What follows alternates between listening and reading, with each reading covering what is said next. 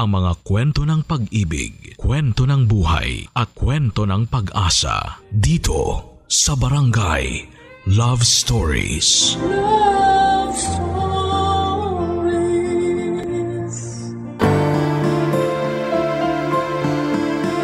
Yaman ng mga magulang ang magkaroon ng mabuting anak. At ang mabuting anak ay nagmumula sa magandang pagpapalaki ng mabuting magulang. Ikaw, kabarangay, isa ka bang mabuting tao? Dear Papa Dudut, nung bata ako ay madalas na sinasabi sa akin ni Mama na huwag raw ako makikipag-usap sa mga hindi ko kakilala.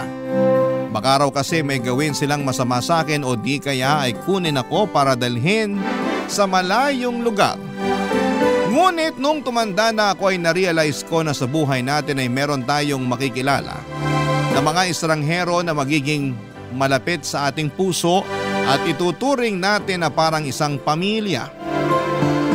Bago ako dumako sa sulat na pinadala ko sa inyong programa, Papa Dudut, ay pabati muna ng isang masaganang katanghalian sa inyong lahat at sa mga kabarangay natin.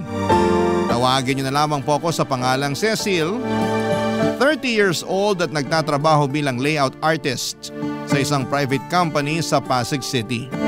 Pero tubong Antipolo, Rizal kami ng pamilya ko. Doon ako sinilang at lumaki. Solong anak lamang ako ng Mama Edna pero kasama namin sa bahay ang lolo at lola ko na mga magulang ng nanay ko. Kung babalikan ko ang buhay namin noong araw ay masasabi kong may kahirapan. Lalo na't si Mama lamang ang nagtatrabaho sa amin. Dati dalawa sila ni Lola, kaya naman kaya pa naman niyang magtinda sa palengke noon. Pero dahil matanda na siya ay pinahintunan ni Mama.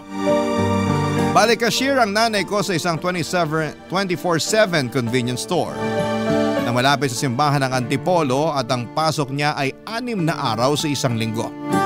Maliit lamang ang kinikita niya na siyang pinagkakasya namin na pambili ng pagkain at panggastos sa pang-araw-araw, Papa Dudut.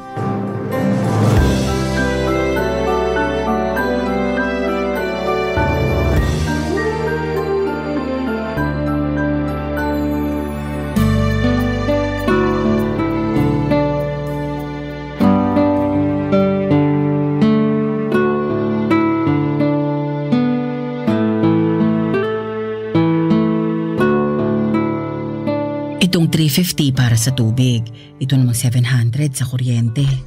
Itong 500 pambili ng bigas. Naku, parang kukulangin pa yata itong sinahod ko ah. Hi, Ma! Oh, nak, nandiyan ka na pala. Opo. Magmano ka muna. Mano po? Kaawaan ka ng Diyos. Bakit parang natagalan ka yata ng uwi? May ginawa ba kayo sa eskwelahan? Wala naman po. Hirap lang sumakay ng tricycle. Punuan kasi. Akala ko ba sa may pilahan ka naman sumasakay? Opo. Kaso doon nga ako natagalan. Inabot ako ng 45 minutes. Walang masyadong tricycle na dumarating eh. Ang sabi na traffic daw papunta sa may simbahan. Ay, ewan. Ganun talaga. Tumarami na rin kasi ang tao rito sa Antipolo. Dati naman hindi ganyang ka-traffic. Pero kung nagrereklamo ka na sa traffic dito, mas kumusta kaya sa Maynila, di ba? Yun nga po, naisip ko tuloy, paano na biyahe ko kung sakaling doon ako makahanap ng trabaho? Sa Maynila talaga? Di ba pwedeng sa malapit na lang? Pwede naman po, pero depende kung saan ako makakapasok eh. Ano po yung binibilang nyo?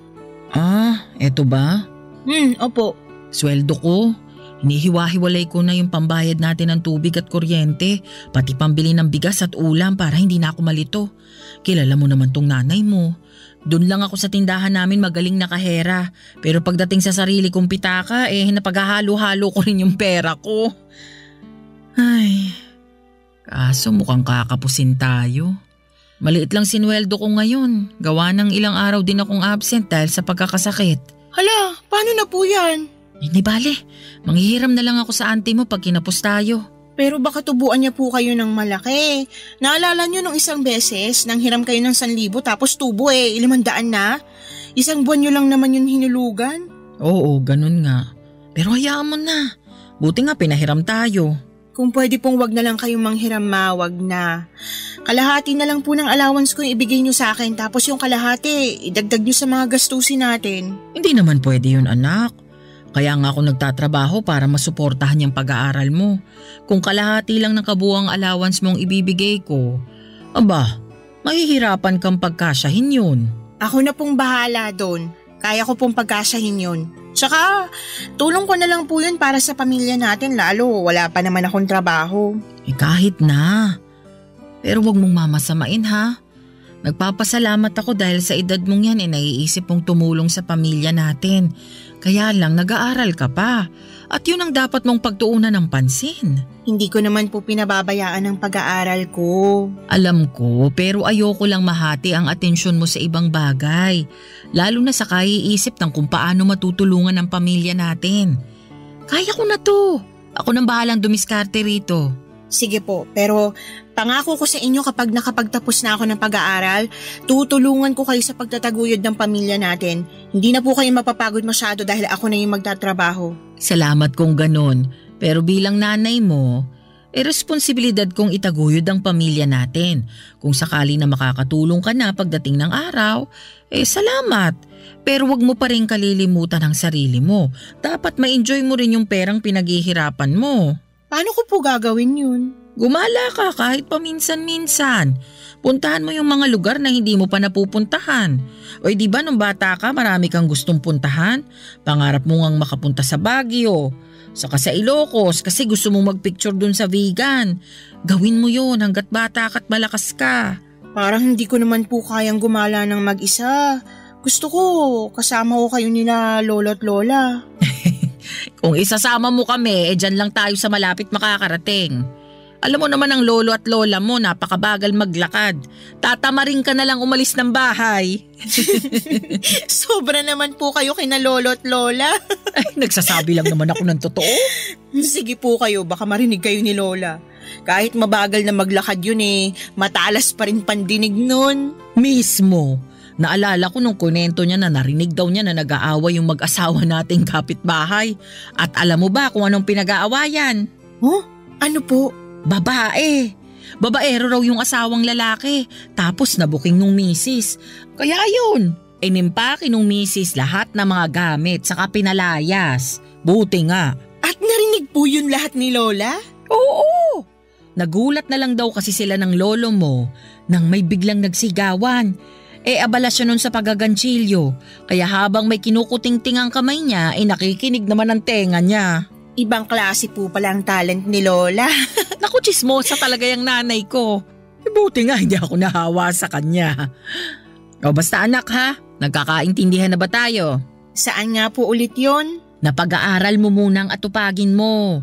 Diyan ka muna mag-focus. Yung pagtulong mo sa pamilya natin, saka na. Kaya ko pa naman. Mangako ka. Opo, ma. Pangako po.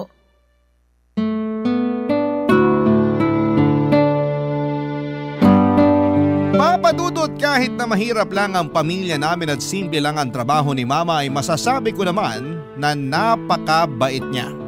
Mana siya kina lolo at lola na bukod sa mapagpakumbaba ay down to earth din o yung bang makamasa.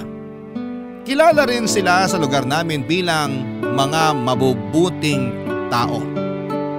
Kaya nga proud na proud ako kay mama at sa pamilya namin at nangako ako sa kanila na kapag nakapagtapos na ako ng pag-aaral ay tutulong ako sa pagtatrabaho, Papa Dudut.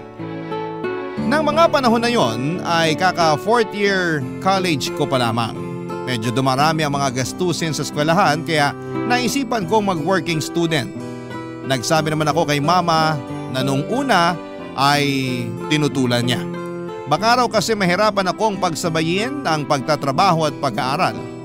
Pero sinabi ko na kakayanin ko, lalo na at marami rin naman akong bakanting oras. Pumasok ako sa isang karinderya bilang all-around serbedora at dishwasher, Papa Dudut.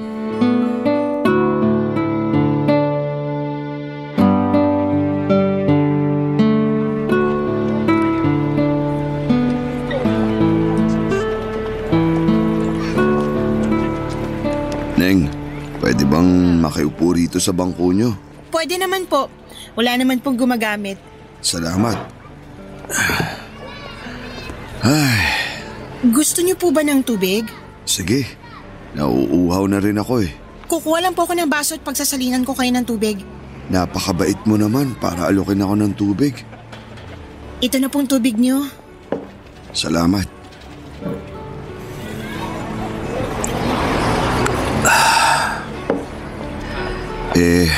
Magkano ba to? Babayaran ko. Naku, hindi na po. Libre po yan. Talaga? May libreng tubig pa pala ngayon? Meron pa naman po. Dito sa karinderya namin, pag kumain kayo, syempre libre na yung tubig. Kaso, di naman ako kumain. Ayos lang po yun. Huwag niyo na pong bayaran yung tubig. Tsaka, nakita ko kasi na mukhang uhaw na kayo eh. Sinabi mo pa. Kanina pa ako naglalako nitong mga paninda kong bimpo, panyo at panghugas ng pinggan dyan sa may palengke. Ay, talaga po? Pero, kumain na po ba kayo? Oo, kumain ako. May baon akong kanin saka ulam. Kinain ko dun sa may plaza sa tapat ng simbahan. Umupo na lang ako sa tabi. Nabusog naman po ba kayo sa kinain niyo? Oo naman.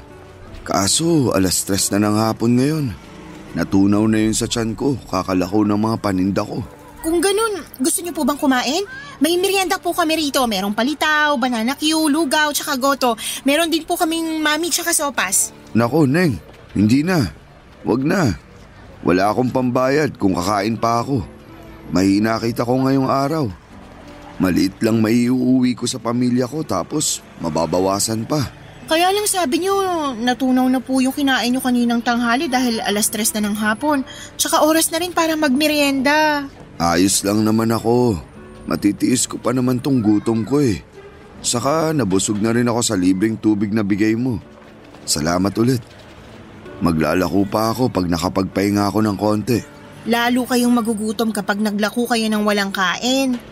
Ay, alam ko na po. Ililibre ko na lang kayo ng merienda. Anong gusto niyo? Ha? Sabi ko po, ililibre ko na lang kayo. Hindi na kailangan. Sige na po, mamili na kayo. Alam niyo ba na masarap po magsopas ang tagaluto namin dito, magatas, maraming gulay tsaka masahog. Hindi puro buto-buto ng manok, may makakain po kayong laman. Salamat na lang, pero wag na. Nakakahiya naman sa'yo kung ililibre mo pa ako. Hindi po yun nakakahiya. At saka gusto ko rin naman po na ilibre kayo. Wag na po kayong tumanggi ha. Mas masarap po magtrabaho ng busog. Sige na nga. Mukhang hindi ka na rin naman mapipigilan. Medyo po. Ano pong gusto nyo kainin? Yung sopas na lang. Parang gusto kong umigop ng mainit-init na sabaw. Sige po, teka lang. At ipaghahanda ko kayo ng order nyo. Salamat. Naalala ko tuloy yung isang babae na nagbigay ng maiinom at makakain din sa akin noon. Talaga po? Oo, pareho kayong mabait. Salamat po. Kaunti lang talaga kumakain sa karinderya nyo pag ganitong oras, no? Pansin ko kasi wala masyadong tao. Nagkataon lang po siguro. Madalas punuan, lalo pag ganitong oras ng merienda. Ito na pong sopas nyo. Wow! Ang bango.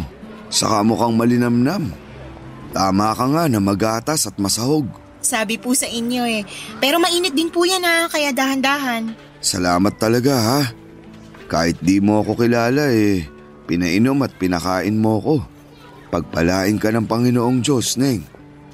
Ano nga palang pangalan mo? Cecil po. Ako naman si Ray. Pwede mo akong tawaging Tatay Ray. Sige po, Tatay Ray. Parang kaedad mo na rin kasi yung panganay ko. Teka, tama ba? Ilang taon ka na ba? 20 years old na po ako. Tama nga ako. Magkasing edad nga kayo. Matanong ko na rin kung nag-aaral ka ba? Opo, kaka 4th year college ko pa lang. Pareho kayo ng panganay ko. Pero bakit ka nagtatrabaho rito sa karinderya? Sumasideline lang po ko dahil marami kaming bayarin sa school eh. Mama ko lang po yung may trabaho sa amin kaya medyo kapos sa mga gastusin sa bahay. Ang bait mo naman dahil nagkusa ka ng tumulong sa mama mo. Ayaw nga po niya kasi baka raw mahati yung atensyon ko. Gusto kasi ni mama focus lang ako sa pag-aaral kaya lang nagkasabay-sabay naman po yung mga gastusin nung magkasakit sina lolo at lola. Kumusta na ang lolo at lola mo? Magaling na po sila. Mabuti naman. Alam mo, naiintindihan ko mama mo. Ayoko rin kasing pagtrabahuin ng mga anak ko dahil Hanggat maaari, gusto ko pag-aaral lang nila yung atupagin nila. Kaya nga nagsusumikap ako sa paghahanap buhay para masuportahan ko sila. Ang swerte naman po ng mga anak niyo sa inyo. Ako ang maswerte sa kanila. Kahit na mahirap lang ako, sila naman ang yaman ko. At alam ko, ikaw din ang kayamanan ng mama mo dahil mabuti kang anak, Cecil. Salamat po. Kain na po kayo ng sopas bago pa po lumamig. Sige, salamat ulit sa masarap na merienda.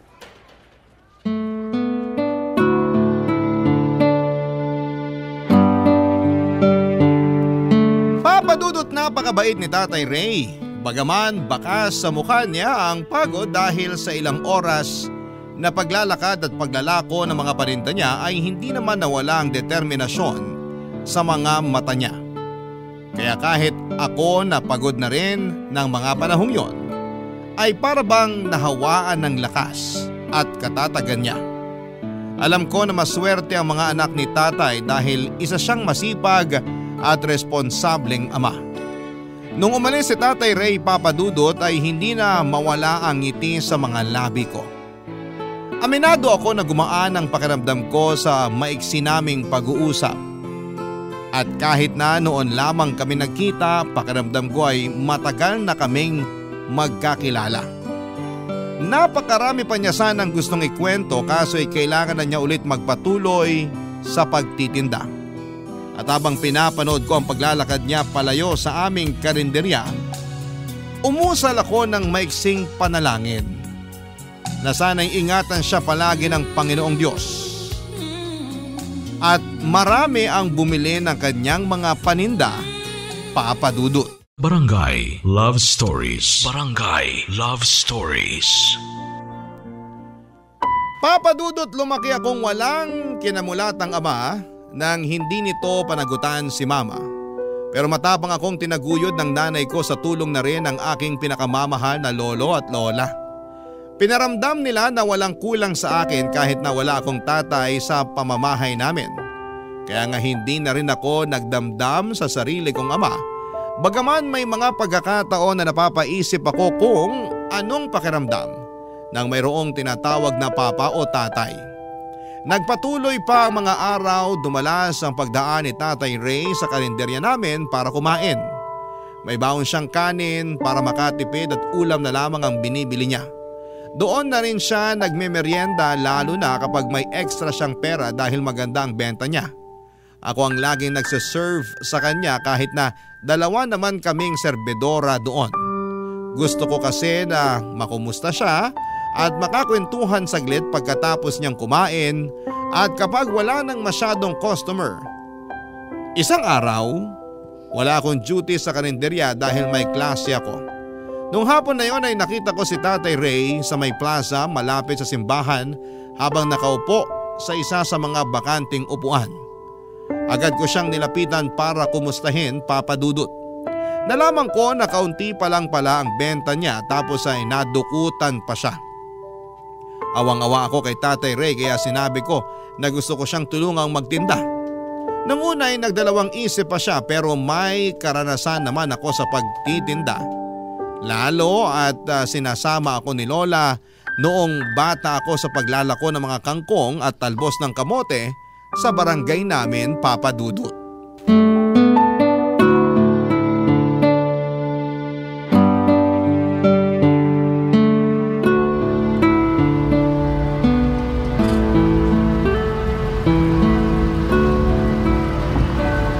Ang galing po natin, Tatay Ray. Naubos natin yung mga paninda niyong bimpo. Oo nga eh. May natira pa rito sa mga panghugas ng pinggan pero isasama ko na lang to bukas sa mga ilalako ko. Salamat sa tulong mo, Cecil ha. Kung hindi dahil sa'yo di ako makakabawi sa nawala sa akin. Wala pong anuman pero nakakapanghinayang pa rin yung pera na ninakaw sa inyo. Nangihinayang din ako. Kaso iniisip ko na lang na baka mas kailangan nyo nung kumuha kesa sa akin. Paano nyo po nasabi na mas kailangan niya? Ay, naisip ko lang na baka wala na siyang ibang maisip na paraan kaya nagawa niyang magnakaw. Pero di ko sinasabi na tama at mabuti ang pagkuha ng bagay na hindi sayo. masama pa rin yun. Sabi mo nga, nakakapanghinayang. Kaya lang, ngayon lang naman to nangyari sa akin. Sa tagal ko na rin nagtitinda rito, ngayon lang ako nanakawan. Ayoko namang pakaisipin pa yun hanggang pagtulog ko dahil magtitinda pa ako bukas. Pinagpapasa Diyos ko na lang yung kumuha na sana gamitin niya sa mabuti at kapaki-pakinabang yung pera na pinaghirapan ko. Bilib din po talaga ako sa inyo, lalo na dyan sa mga sinabi nyo. Talaga? Anong nakakabilib sa sinabi ko? Pag iba po yung nagsabi, malamang magagalit sila. Baka nga isumpa pa nila yung nagnakaw sa kanila na may mangyaring masama o kaya malasin. Pero ibang klase kayo kasi di kayo humiling ng ganun sa taong ginawan kayo ng masama. Pinagpasa Diyos nyo pa nga. Naniniwala kasi ako na hindi likas sa ating mga tao ang pagiging masama. Meron lang talagang mga sitwasyon na bagaman di natin ginusto, nangyayari sa atin. Na siyang nagiging dahilan para makagawa tayo ng kasalanan. Kaya ako sinabing pinagpapasa Diyos ko na lang yung kumuha ng pera ko. Para hipuin na rin ang may kapalang kanyang puso para makapagbagong buhay. Lalo niyo po akong pinapahanga, Tatay Ray. Ikaw naman. Hanga rin kaya ako sa'yo. Kasi tinulungan mo ako magtinda kahit na laking abala nun sa'yo. Hindi po yun abala. Masaya po ako na nakatulong ako.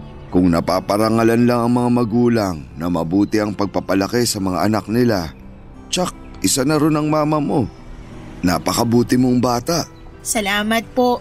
Mabuti rin naman po kayong magulang Huwarang ama sa mga anak nyo kaya alam ko na proud sila sa inyo. Ginagawa ko lang ang tungkulin ko bilang tatay. Gusto kong iparamdam sa mga anak ko na wala akong hindi magagawa para mabigyan lang sila ng maayos na buhay. Ay, alam mo, kahit na mahirap lang ang buhay natin, kahit na marami tayong pinagdaraanan sa mundo ng mga bagay o sitwasyon na di natin kontrolado, mahalaga pa rin na huwag tayong mawawalan ng pag-asa sa kinabukasan. Ang ibig po bang sabihin nun, palagi tayong umasa sa mabuti? Oo, kasi nagiging maayos din naman ang lahat sa uli. Nasasabi ko to dahil marami-rami na rin akong pinagdaanan na trahedya sa buhay, lalo na nung binata ako. Tapos, napagtanto ko na di naman pala talaga nawawala ang mga problema o pagsubok sa buhay ng tao. Pero di rin naman yun namamalagi. Ibig sabihin, pwede po akong umasa na magiging mabuti ang sitwasyon ng buhay namin pag nakapagtapos na ako ng pag-aaral at nakapagtrabaho? Oo naman. Ngayon lang naman yung mahirap kasi nga mama mo lang yung nagtatrabaho. Pero alam ko kapag natupad mo na yung pangarap mong makapagtapos at nakakapagtrabaho ka na, giginhawa na rin ang pamumuhay nyo. Magiging magaan kasi katukatulong ka na ng mama mo sa pagtataguyod ng inyong pamilya. Opo, kaya lang naiinip na po ako. Anong kinaiinipan mo? Gusto ko na pong pabilisin ang mga araw para dumating na yung graduation day ko tapos maghahanap na ako ng trabaho para matulungan si mama. Nalulungkot kasi ako kapag nakikita kong kinakapos kami sa mga gastusin May trabaho ka naman dun sa karinderya, di ba? Kaya kahit paano, nakakatulong ka sa mama mo. Pero madalas sa baon lang at pambayad sa mga project namin sa school na pupunta yung maliit kong kinikita sa pagtatrabaho sa karinderya. Kung may sumobra, dun ko lang naaabutan si mama. Kaso, madalas talaga sa idbuls ako. Kaya nga pagsikapan mong makapagtapos. Nang sa ganun mas malaki-laki ang kitain mo. Dahil mas maayos yung lugar na pinagtatrabahuan mo.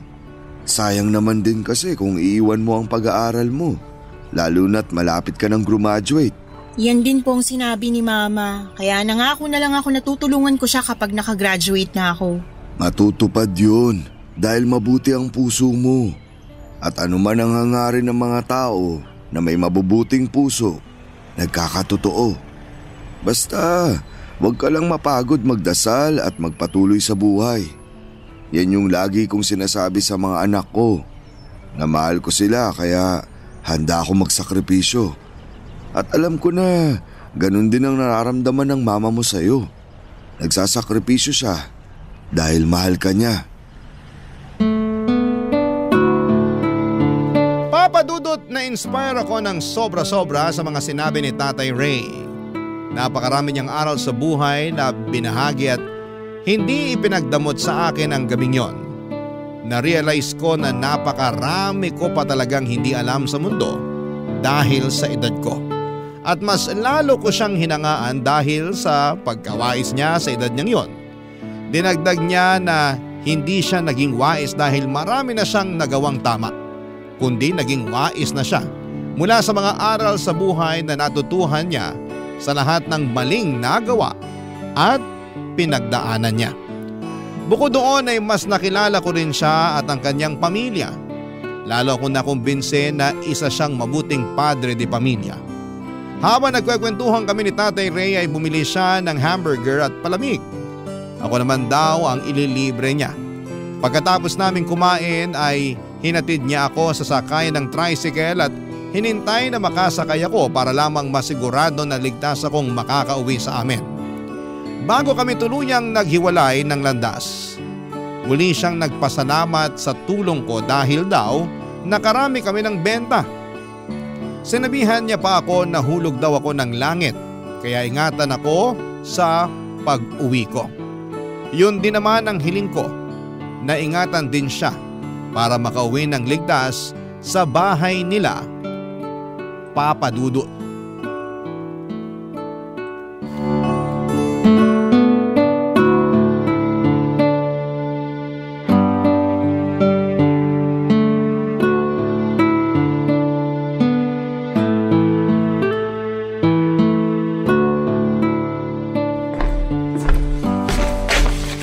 Magandang umaga po sa maganda kong mama. Pakis po. Magandang umaga rin, anak. Teka, bakit po kayo nandito? Akala ko shift nyo. Oo, dapat. Kaso nakipagpalit sa akin yung kasamahan ko. Kesyo magse-celebrate raw sila ng birthday ng anak nila. Kaya mamayang gabi pa ang pasok ko. Ayos lang po sa inyo yon? Oo naman. First birthday din ng bata. Tagal nilang hinintay yun. Pinagpanata pa nila. O sige na, maupo ka na para maipaghain na kita. Sige po. Ano pong niluto nyo? Ayan, nagsangag ako ng kanin saka nagluto ng tosino. Wow! Paborito ko po yan. Kaso, nasan po ang itlog? Nandun pa sa manok ng kapitbahay, nililimliman pa. Joke lang. Ma, ang corny. Ikaw naman? Tumawa ka naman paminsan-minsan sa mga joke ko para hindi yung ako lang mag-isa. Oh, ayan na yung itlog. Katatapos lang maprito. Salamat po. Kayo po, hindi pa kayo kakain? Kakain na rin. Sasaluhan kita pero… Teka, lagay ko lang tong syansi sa lababo. Ayan. Upo na po kayo. Andyan na. Sina lolo at lola po tulog pa? Anong tulog pa? Kanina pang alas 5 ng umaga gising yung dalawang yon. Alam mo namang hindi nila nakaugali ang magkanin sa agahan. Nagkakapit pandesal lang sila dyan sa tapat ng bahay. Sa bagay, palagi nga po pala nilang ginagawa yun. Oo, yung tumaambay sa labas habang nagkakape. Tapos papasok dito sa atin na sinisipo na pareho. Ganun talaga ang mga matatanda. Mahina na ang resistensya, kaya pinagsusuot ko na sila ng damit na makapal. Pag pinagsabihan mo kasi, sila pa ang galit. Sasabihin naghihigpit daw sa kanila masyado, matatanda na rin naman daw sila. Umuoo na lang ako para walang away. O kain na anak. Kayo rin po. Kumusta ang school mo? Mabuti naman po. Maraming ginagawa. Nakakapagod pero masaya naman. Gusto ko rin naman po yung ginagawa namin . Passion mo yung kurso mo . Kaya nga sinuportahan kita nung kuhain mo yan. Salamat po. Walang anuman. Mukhang perfect ang pagkakaluto ko nitong itlog . Kaya nga po, galing nyo. Siyempre. Ay ma, may kukwento po pala ako sa inyo. Ano yon? May nakilala po akong matanda. Ray po ang pangalan niya pero tawag ko sa kanya Tatay Ray. Nagtitinda siya ng mga bimpo, panyo tsaka panghugas ng pinggan malapit sa may simbahan. Ray na nagtitinda ng bimpo. Parang kilala ko yung tinutukoy mo . Talaga po? Oo. Taga dun lang naman siya sa kalapit na barangay natin. Minsan ko na siyang nabilhan nung tinitinda niyang panghugas ng pinggan. Nakikita ko rin siyang tumatambay dun sa upuan sa labas ng tindahan namin. Mabait yun. Paano mo pala siya nakilala? Nagpahinga siya sa karinderya namin, tapos pinainom ko siya, tsaka pinakain ng sopas. Nakita ko kasi sa itsura niya, uhaw at gutom. Napakabait naman ang anak ko. Hindi naman po. Hindi raw. Pero pinainom mong nauuhaw, pinakain mong nagugutom. Kabaitan ang tawag doon. Mabuting bagay yun. Naaawa po kasi ako sa kanya. Pero mas nanaig po yung pagka-proud dahil alam ko na nagsisikap siya para maitaguyod yung mga anak niya. Masipag talaga yun. Ang alam ko, byudo na yun tapos may 3 anak. Nakwento na ba niya sa'yo? Tama ba? Opo. Nasabi nga po niya sa akin na namatay na daw sa sakit yung misis niya at simula noon, siya na yung nagtaguyod sa mga anak niya. Oo, nagkakwentuhan din kami noon pero saglit lang naman. Saka parang 1 beses lang. Katulad mo, naawa rin ako sa kanya nung umupo siya sa bangko sa labas ng tindahan namin. Kaya inabutan ko ng maiinom at makakaing tinapay. Nagpumilit pa nga siya na bayaran pero sabi ko libre ko na yun. Pero nahihiya raw siya, kesyo hindi naman siya pulube. May punto, kaya ayun, bumili na lang ako ng paninda niya. Kayo po pala yung sinabi niya na babaeng nagbigay ng maiinom at makakain sa kanya. Naikwento niya? Mukhang ako nga yun. Nakakatuwa naman na pareho po pala nating tinulungan yung iisang tao. Kaya nga. At dahil dyan, nadagdagan yung mga bagay na ikinapaproud ko bilang nanay mo. Bakit naman po? Kasi hindi ka lang mabuting anak. Matulungin ka rin sa mga nangangailangan. Kanino pa po ba akong magmamana di sa nanay kong mabuting role model sa akin? Ay, sinabi mo pa. Papadudot na miss ko ang bonding namin ni Mama dahil nagkataon din na sabay kaming naging busy sa mga trabaho. Dagdagan pa ng mga gawain ko sa eskwelahan. Hindi na tuloy kami nakakapagkwentuhan o nakakakain ng magkasama kaya ng araw na yon na pareho kaming bakante ay sinamantala ko ang pagkakataon na makasama siya at syempre pati na rin sina lolo at lola nung pumasok na sila galing sa labas. Pagkatapos namin kumain ng pananghalian ay nag-decide kami magsimba at matagal na rin kasi simula ng huling beses kaming lumabas ng magkasama. Habang nasa simbahan ay kita ko na taimtim na nagdarasal sina mama, lolo at lola ko. Doon ako pumikit at nanalangin sa Panginoon Diyos na sana'y gabayan niya ang aming pamilya. Ingatan niya ang mama ko at bigyan pa ng mahabang buhay ang lolo at lola ko. Tulungan din niya ako na matupad ang aking mga pangarap. Siyempre hindi ko kinalimutang banggitin si Tatay Ray at ang kanyang pamilya sa panalangin ko. Naniniwala ako na makapangyarihan ng dasal na mula sa ibang tao, Papa Dudut. Barangay Love Stories. Barangay Love Stories. Papa Dudut, mabilis na lumipas ang 1 taon at dumating na ang araw ng pagtatapos ko. Taong 2015 ang graduate ako sa college at kahit na may pasok si Mama sa trabaho ay nakipagpalit siya ng shift sa kasamahan niya para lamang makapunta sa graduation ceremony ko. Hindi na noon nakasama sina lolo at lola dahil isang guardian lang ang pwedeng makapasok. Pero sa bahay ay abala silang dalawa sa pagluluto ng paborito kong biko at pansit para raw magkaroon kami ng pagsasaluhan sa pag-uwi namin ni Mama. Masayang masaya ako na nabigyan ko ng karangalan ng pamilya ko. Lalong lalo na si Mama. Paulit-ulit niyang sinasabi na nagbunga na ang pinaghirapan niya. At yon ay ang mapagtapos niya ako sa pag-aaral. Binanggit ko ulit sa kanya ang pangako kong pagtulong sa aming pamilya. Ngunit sinabi sa akin ni Mama na huwag kong masyadong i-pressure ang sarili ko. Pero syempre matagal ko na rin namang pangarap yon. Kaya nga agad ako nag-apply ng trabaho at makalipas nga ang ilang interview at exam ay naipasa ko ang posisyon na gusto kong pasukan, Papa Dudut.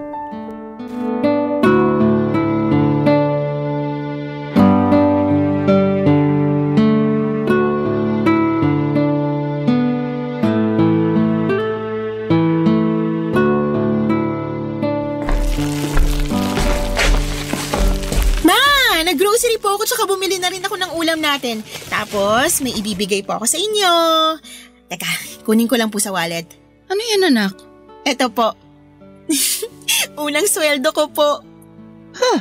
Bakit ang dami? Tsaka di naman po marami yan, sakto lang. Sige na po, kunin niyo na. Sige. Pero marami pa rin ito. Tapos nag-grocery ka na, saka bumili ka pa ng ulam. Baka naman kapusin ka na niyan, ha? Hindi po ako kakapusin. Sigurado ka? Baka wala ka ng pamasahe o pangkain. Nako, ayusin mo lang talaga yan, Cecil. Maayos po ko, ma. Tsaka sabing hindi nga po ko kakapusin. May pera po ako na tinira para sa sarili ko. Sinabi mo yan, ha? May tiwala ako sa'yo. Oo nga po. O siya, sige. Salamat dito sa mga pinamili mong pagkarami-rami. Wala pong anuman. Excited lang talaga akong mamili para dito sa bahay. Para hindi na natin po problemahin kapag may kailangan tayo. Kinumpleto ko na po mula sa toothpaste, sabong panlaba, tsaka panligo, shampoo, mga toyo, tsaka suka at iba pang ginagamit sa pagluluto. Ay, meron ding biskwit tsaka cupcakes na paborito ni Lola para pag nagutom siya kukuha na lang siya dyan. May kape rin na gusto nila ni Lolo. Naku, siguradong matutuwa ang lolo at lola mo. Napakabait mong apo Pangarap ko po to para sa pamilya natin Ngayon na may trabaho na ako, gusto ko lang to pa rin. Sa susunod na sweldo ko, plano kong ipagpagawa kayo ng salamin sa mata. Ha? Wag na, mahal yun. Kaya naman po ng sweldo ko. Tsaka, para maging malinaw na yung paningin nyo, diba? Naalala ko lagi yung sinasabi na malabo na talaga mga mata nyo. Naisip ko, ipa-check up na natin para magawa ng salamin. Oo, pero nakakahiya naman sa'yo. Bakit naman po? Hindi mo naman kasi kailangang gawin yun. Pera mo yun. Dapat ine-enjoy mo sa sarili mo. Hindi mo ginagastos masyado dito sa bahay o sa akin. Hindi naman po kayo ibang tao. Mama ko kayo, pamilya po tayo. Tsaka, kayo na may sabi. Pera ko yun at masaya ako na gumagastos para sa inyo at sa bahay natin. O siya, sige. Alam ko namang hindi ko na mababago ang isip mo. Ang sabi ko nga, may tiwala ako sa'yo. Na ikaw din hindi mawawalan sa katutulong sa amin. Para sa akin, yung kapakanan mo lang ang mahalaga, lalo't may trabaho pa naman ako. Kahit may trabaho kayo, hindi rin naman kayo madalas bumili ng mga kailangan nyo. Kaya ako na pong bahala doon. Ako na yung bibili para sa inyo. At kahit nasabihin yung hindi ko kayo responsibilidad, gusto ko pa rin kayong alagaan dahil inalagaan nyo rin po ako nung bata ako. Responsibilidad ko yun. Nanay mo ko Hindi ko lang kayo nanay. Kayo na rin po tumayong tatay sa akin Doble-doble yung role na ginagampanan nyo sa buhay ko kaya malaking pasasalamat ko sa inyo, ma. Yung pagsasakripisyo nyo pa lang para mabuhay ako.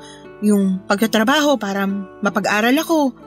Lahat ng yun kulang pang salitang pasasalamat para matumbasan ko. Hindi mo naman kailangang tumbasan yung mga bagay na ginawa ko sa'yo. Sabi ko nga, nanay mo ko, anak kita.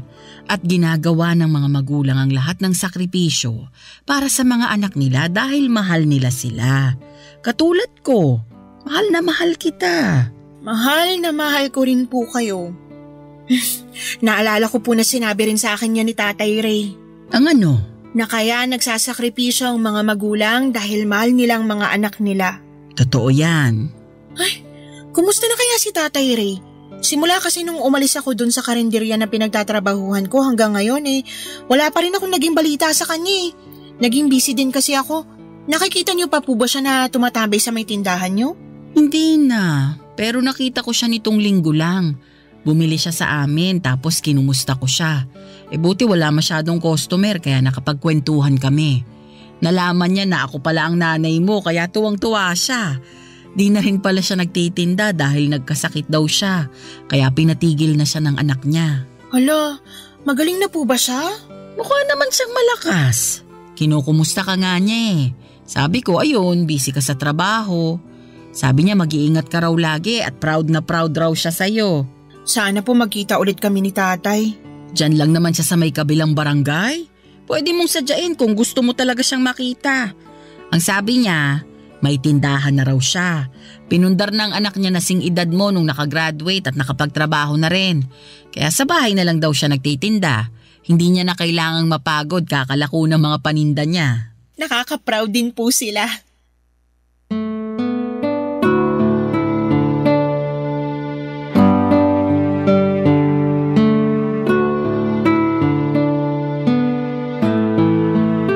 Papadudot nang malapit na akong graduate sa college ay umalis na ako sa karinderya na pinagtatrabahuhan ko para mag-focus sa thesis namin.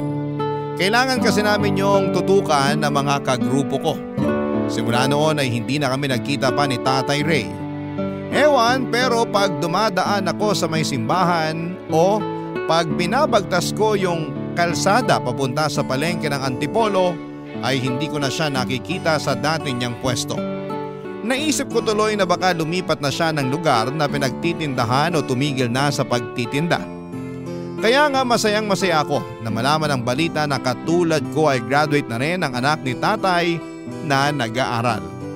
Masaya ako dahil katulad ni mama, nagbunga na rin ang pagsisikap niya. Wala akong ibang hangad kundi ang umasenso sila sa buhay at hindi basta makaraos lang. Yun din kasi ang pangarap ko para sa pamilya namin nila Mama Papadudot. Alam ko na malayo pa pero malayo na. Kaya nga nagsusumikap ako ng gusto para maibigay ko ang mga bagay na salat kami noong araw. At syempre para mapatigil ko na ang mama ko sa pagtatrabaho. Isang hapon hindi ko inaasahan na muli kaming magkikita ni Tatay Ray nang pauwi na ako. Basta napaka-random lang noon.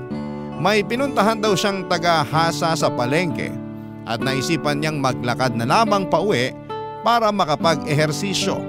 Nagdesisyon kami ni tatay na magmeryenda sa isang lumihan sa kanto para makapagkwentuhan na rin, Papadudot.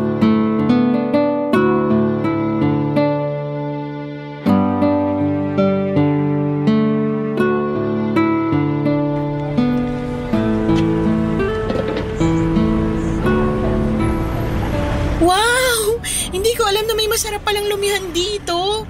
Oo, lagi nga ako nagpapabili rito para ipang merienda. Bakit parang ngayon ko lang sila nakita? Kabubukas lang ba nila? Oo, ngayong taon lang pero patok na agad sa mga parokyano na naghahanap ng mura pero masarap na ipanlalaman tiyan. Sulit na sulit bayad mo rito. Marami pa silang binebentang ibang putahe. Nakita ko nga po sa menu. Ano-ano po bang natikman nyo rito bukod sa lomi? Yung goto nila, saka arroz caldo. Tapos yung mami. Meron din silang siopaw. May sariwang lumpia rin at panalo ang sausawan nila. Wow, marami na po pala. Mahilig kasi akong kumain. Pati na yung mga anak ko. Suki na nga kami rito eh. At kaya nananaba na rin ako. Bagay naman po sa inyo yung katawan nyo. Sabi rin ng mga anak ko yan. Siguro kasi masyado akong patpatin nung naglalako pa ako ng mga paninda ko. May kapayatan po pero hindi naman sobrang patpatin. Ikaw ba naman maglakad maghapon? Kaiikot ka susuyod sa palengke at mga bahay-bahay para may benta. Kapag naaalala ko nga yung mga panahong yun namimiss ko rin yung paglalako. Oo nga pala, nagkita kami ng mama mo nung bumili ako sa tindahan nila. Ay opo, nakwento nga po ni mama kasi nabanggit ko na wala na akong balita sa inyo.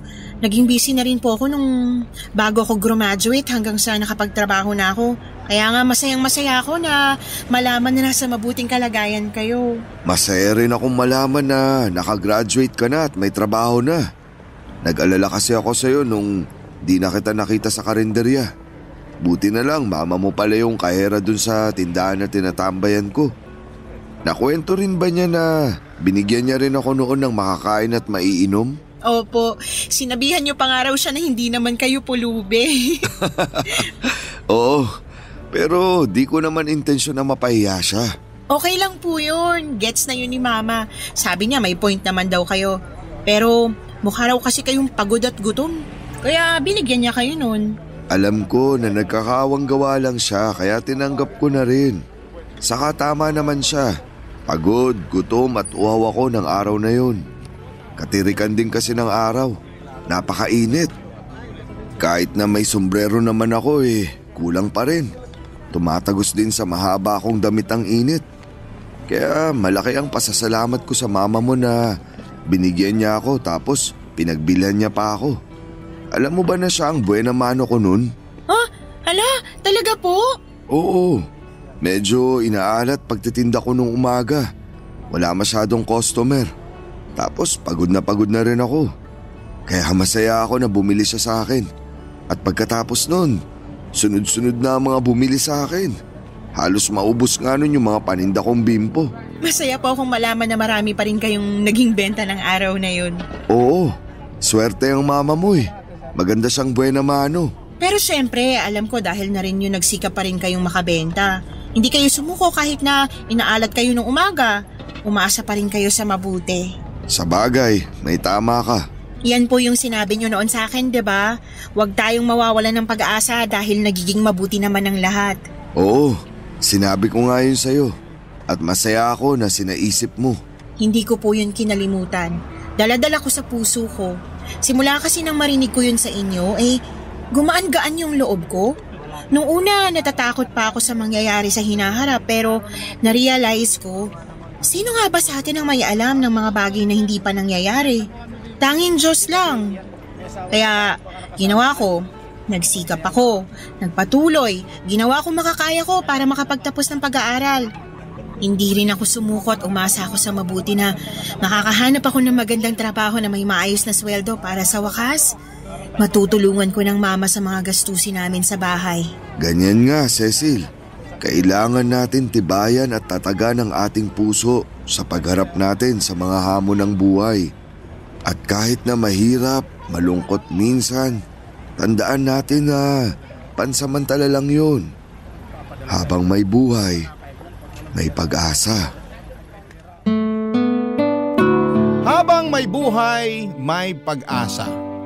Yan ang mga katagang sinabi sa akin ni Tatay Ray na magpahanggang sa ngayon ay dala-dala ko pa rin sa puso ko. Dahil sa isiping yon ay mas natutuhan kong i-handle ang bawat sitwasyon ng mabuti. Yung bang kahit may mga pagkakataon na lugmok ako, ay kaya ko pa rin bumangon at magpatuloy. Nangyari yon noong namatay ang lolo at lola ko taong 2020 dahil sa COVID-19. Napakalungkot namin ni Mama. Pero sa kabila ng lahat ay nakausad pa rin kami. Sa kasalukuyan ay hindi na nagtatrabaho bilang kahera ang mama ko at nasa bahay na lamang siya. At ang pinagkakabalahan na lang niya ay ang panggaganchilyo, bagay na kinahiligan ng lola ko noong nabubuhay pa ito. Bukod doon ay palagi na rin kami nagtatravel ni Mama at sabay naming pinupuntahan ang mga lugar dito sa Pilipinas sa pangarap niyang mapuntahan. Pero noong nakaraang birthday niya ay nag-ibang bansa kami. Pumunta kami sa Taiwan at doon namin pinagdiwang ang kanyang kaarawan. Masayang masaya siya dahil first time raw niyang makapunta sa ganong kalayong lugar. Ako rin naman pero mas masaya ang puso ko dahil nabibigay ko na sa kanya ang mga bagay na pangarap lang namin noon. Maraming salamat po sa inyo, Papa Dudut, sakaling mapili po ninyong i-ere ang storya ng buhay ko. Sana po ay kinapulutan po ito ng aral at inspirasyon ng mga kabarangay natin. At sa aking mga lolo at lola, miss na miss ko na kayo. At sa aking nanay, mahal na mahal ko kayo. God bless po and more power ang inyong forever kapuso at kabarangay, Cecil. Barangay Love Stories. Barangay Love Stories. Nakakaantig naman talaga ang ating kwento. Ikaw ba, kabarangay? Nakarelate ka ba sa story natin ngayon? Kwentuhan naman tayo dito sa comment section. Nagustuhan ng iyong napakinggan? Ituloy yan via live stream sa www.gmanetwork.com/radio. Barangay LS 97.1